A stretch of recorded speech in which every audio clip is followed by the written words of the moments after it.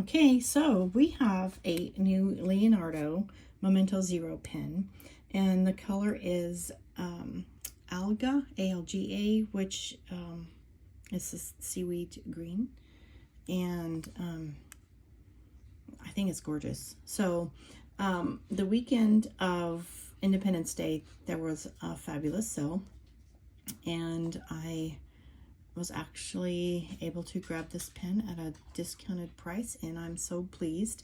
I've been ordering green pens lately. Just let me, so this is a little different. I hope you can see this is kind of a bright spring green, bright and deep spring green. Some of the other pens I've recently acquired have been more in the olive tone. The Estabrook Junior Palm Green. This is the Kaweco Student 60 Swing. And then these Kawecos, one is olive, dark olive, and one is, I'll have to check on this one. But those are the range of green pens that I have acquired. And then this one kind of falls in the green, the bright category. Here it says Sailor Pro Gear Slim, and I'll have to put the exact name down. So those are kind of the bright greens, and these are the olives. Anyway, so when I ordered this pen, again, it was a weekend, Independence Day weekend sale at Endless Pens, and another retailer had another pen by the name of Jade, and of course it was gorgeous, but I thought it was too similar to this pen. This is Mayora Mediterranean, and I thought that Jade was very similar. I'll pop a picture of it, the Leonardo Momento Zero in Jade, on the screen so you can compare.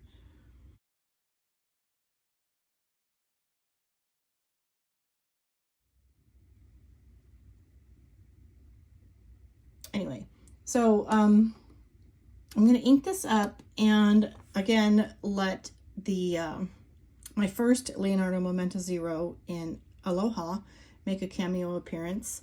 I used an ink in it that, well, we'll talk about later, but it's since been flushed. I wrote it dry and flushed it, and it's ready for a new ink. So anyway, let's get back to the star of the show today. And we'll talk a little bit about the pen and ink it up. So first I'm going to take off the tag with the emblem there on a little plastic disc on a rope, like soap on a rope. And let's look at the turns. Well, we're doing that. You can gaze at this beauty. I hope the light reflection isn't taking too much away from it, but it's so pretty. And the Italian pens, they do have a blind cap at the end that exposes the end of the converter. So you could actually just take this off and extend your converter plunger while you're writing without opening the whole pen. And just to show you, there it is. In all its beautiful glory. It is exposed there, so you could adjust it while writing without taking off the whole barrel. And that's what the blind cap here is for. And one more thing to look at before we get into the pen is it is a numbered pen. I hope I can, let me try to get this in a focus spot. Okay, and it is number 5283. It's not a limited edition pen, but it is a numbered pen. So it's like it has its own little spot in the world. Anyway, also I would love to tag the video that I've watched. It's Leonardo pens, how they're made in the factory, and if you see that, it really gives you a deeper appreciation for this pen, for looking at it, holding it, and writing with it. So when we take off the cap, it does have 1 1/4 complete turns to remove the cap. Again, this is a fabulous clip with the wheel here that does turn to ease applying it in a pocket or however you wish to clip your pens. I don't really put mine on a shirt pocket, but oftentimes wearing a blouse, I will clip it on my blouse collar. It does have the 3 gold bands here and on the cap, and then this gold band here is on the barrel. It is a very comfortable grip for me to hold, and a gorgeous number 6 steel Yovo nib. This one is a medium. You can see the emblem for Leonardo pens there engraved on the beautiful nib. So I did get a gold nib and gold trim on this pen because I already had the silver trim on the blue Aloha. It was available in gold, the silver or rhodium trim, or rose gold, but I just thought that the gold would look fabulous with this green and bring out some warmth to it. It does come with the converter, and the converter is also labeled with the Leonardo emblem. Try to move that down so you can see. And it is a screw-in converter, which gives extra security in making sure that your converter is installed properly. So I am going to rinse this nib, and we'll get ready to ink it up.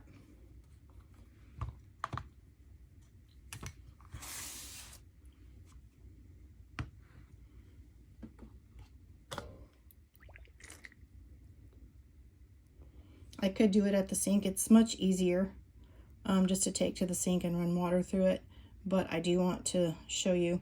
This one's actually rinsing clear. Some nibs, due to factory testing, do not run clear when you flush them, but I like to flush them before I put my ink because of the testing ink or any other chemicals that may be used through the pen or the nib. So it is flushed, clean and clear, and that spot was already there. This is not a clean towel. Just using it to dab water. All right, so we are going to look at, I think I need to bring this up a little bit so we can look at some ink choices here. I have my Rolodex swatch card system here that I borrowed from Ginger Peachy, and I am gonna look in the greens and choose. I already have one in mind. Again, that's still too close. I already have one in mind, and it's going to be the this is gorgeous. This is Diamine Holly, which is a sheening ink. But I would just like to start on my first trial with a standard ink for performance. I want the, I think, oh, actually this has a slight sheen to it as well. But I was thinking of the Private Reserve Sherwood Green. I'm thinking the Monteverde Jade Noir would be a little darker than what I'm looking for today for my bright green. But it's not to say it won't happen later, because I have lots of green choices here to go through. So we're going to pull the Private Reserve Sherwood Green. Okay.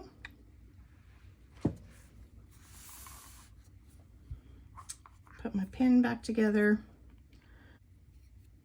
I'm going to submerge it into the jar.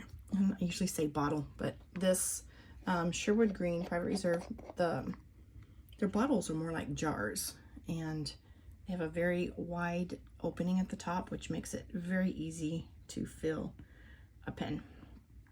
All right, so here we go. Down and dunk.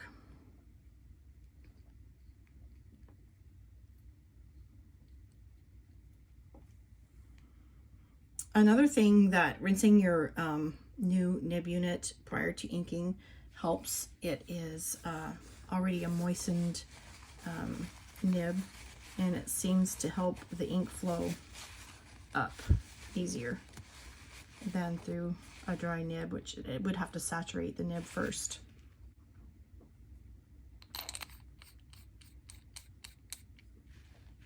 All right, and I was just listening to the metal here as I was closing. This has metal threads here, and the inside of this barrel is plastic. So I forgot to mention that. All right, we'll put this ink away and get ready for a writing sample.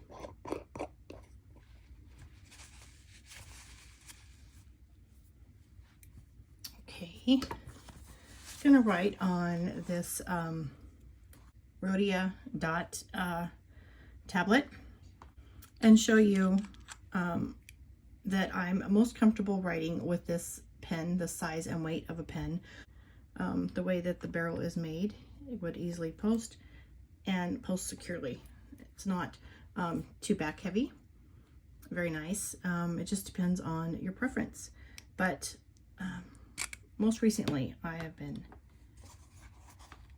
preferring to write with a good size pen unposted. So here we go. This is the Leonardo. Wow, nice. Momento 0, and it is a medium Yovo number 6 steel nib. Very smooth writer. I like that. And I think this ink choice is excellent. We have chosen Private Reserve. If you hear little footsteps behind me, or paw steps, that's Remy. Private Reserve Sherwood Green.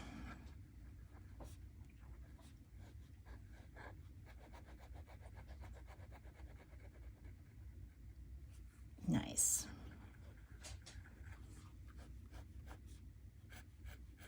I hear more scratch when I go right to left. And this ink does have a nice wet but quick, seemingly quick dry on the Rhodia dot grid. Now that is a little different than when I first inked my Aloha. I used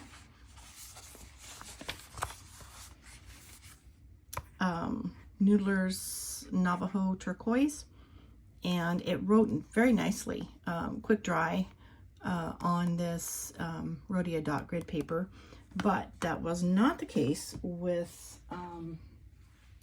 the Tomoe River paper. Let me look back here and show you when I used the Noodler's Navajo Turquoise on the Tomoe River, it didn't dry very quickly and it smeared. So I wasn't pleased with the performance of that ink or drying time on the Tomoe River paper, but on various papers it performed very nice.